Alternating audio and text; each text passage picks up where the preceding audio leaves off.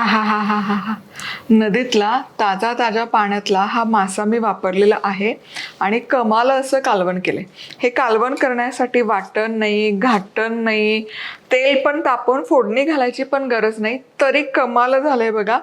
700 ग्राम माशासाठी हे अगदी अचूक प्रमाण आहे. कसं केलं दाखवते की. नमस्कार, मी मधुराज रेसिपीमध्ये तुम्हा सर्वांचं खूप खूप खूप मनापासून स्वागत. माशाचं कालवण, नदीतल्या माशाचं कालवण केलेलं आहे. 10 मिनिटाच्या आत हे कालवण तयार होतं. कसं होतं बघूयात. पण अशाच चमचमीत, झणझणीत आणि झटपट रेसिपीसाठी मधुराज रेसिपीला पटकन सबस्क्राईब कर. चला, हे करायला ना वाटण घाटण नाही, मग काय तर सांगते. सगळ्यात आधी अर्धा किलो इथे मी रोहू मासा घेतला. खवला मासा असे म्हणतात. नदीतला मासा आहे. नदीतलं आता पावसाचं छान असं स्वच्छ पाणी येतं. धरणात, नदीत हे मासे मिळतात. तर तो रोहू मासा डिव्हाइड करून घेतला. माझ्यासोबत आणखी एक खरेदीला होते, तर जिथून तुम्ही घेता ना त्यांच्याकडून हा स्वच्छ करून मिळतो. त्याचे खवले काढून घेतात आणि व्यवस्थित स्वच्छ करून ते देतात. तर तो स्वच्छ करून घेतलाय. घरी आणल्यानंतर म्हणजे आता करी करण्यापूर्वी हा स्वच्छ धुवून घेतलाय. अर्थात बास्केट आपलीच आहे. खूप कन्व्हिनियंट पडतं हे अशा गोष्टी धुण्यासाठी. तर त्या बास्केटमध्ये ठेवून स्वच्छ धुवून निथळून घेतलेला आहे. आता पुढे इथे पाव कप म्हणजे 4 चमचे तेल ठेवलंय कढईमध्ये. गरम करायला ठेवलेलं नाहीये, थंडगार तेलच आहे. आता हा आपला मधुराज रेसिपीचा मालवणी फिश करी प्रीमिक्स आहे. काय करूयात बरं, ठीक आहे. कट करायच्या आधी हे बघा, पॅकेटच्या मागे सगळ्या सूचना तुम्हाला मिळतील. थंड तेल, किती पाणी आणि किती वर्ण पाणी घालायचं, ह्या सगळ्या सूचना तुम्हाला मिळतील. हा मसाला तुम्ही madhurazrecipeclub.com वरून खरेदी करू शकता. प्राइस ऑल इन्क्लुझिव्ह आहे. आता हे पॅकेट कट केलं. यामध्ये आणखी एक असं प्रीमिक्सचं पॅकेट मिळतं. हे पॅकेट फोडूयात.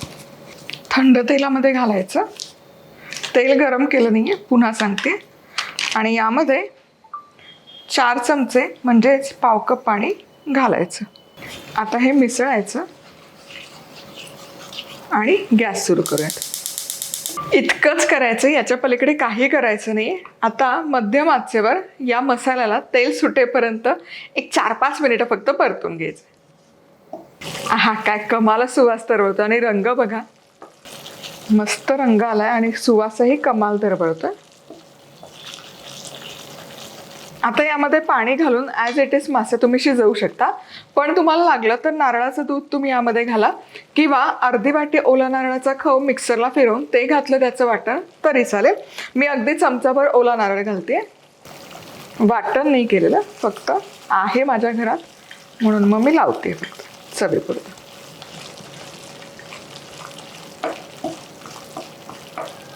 आणि आता यामध्ये 2 कप गरम पाणी म्हणजे 400 ml गरम पाणी.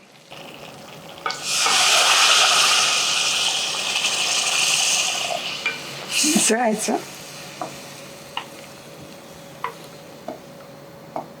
किती सुंदर दिसतंय बघा हे. वा, थोडंसं आणखी पाणी घालते. या रश्शाला तवंग बहारदार आलाय बघा ऑलरेडी. तरी अजून आपण याच्यामध्ये मासा नाही घेतलेला. वा, आणि दाटसर पण आपण बघा.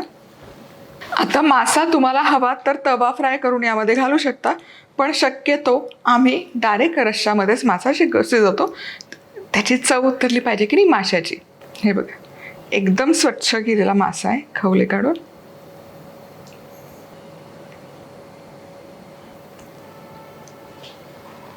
मिसळायचं. वा वा वा, रंग बघा, तवंग बघा, टेक्स्चर बघा, क्या बात आहे.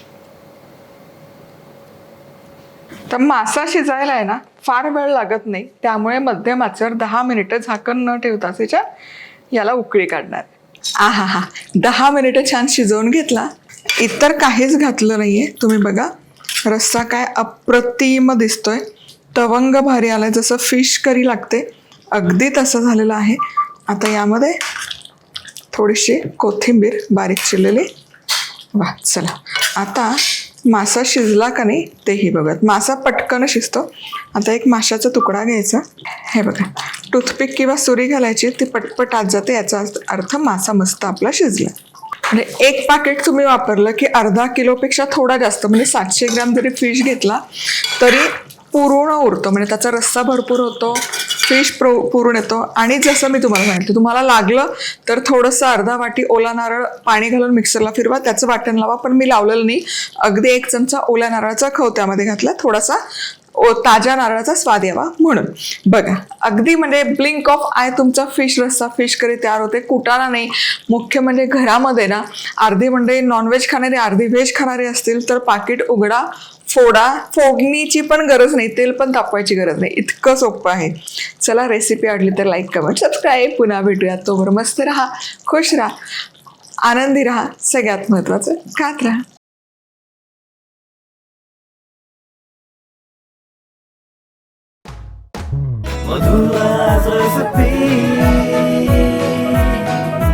मधुराज रेसिपी, महाराष्ट्राची अस्सल चव.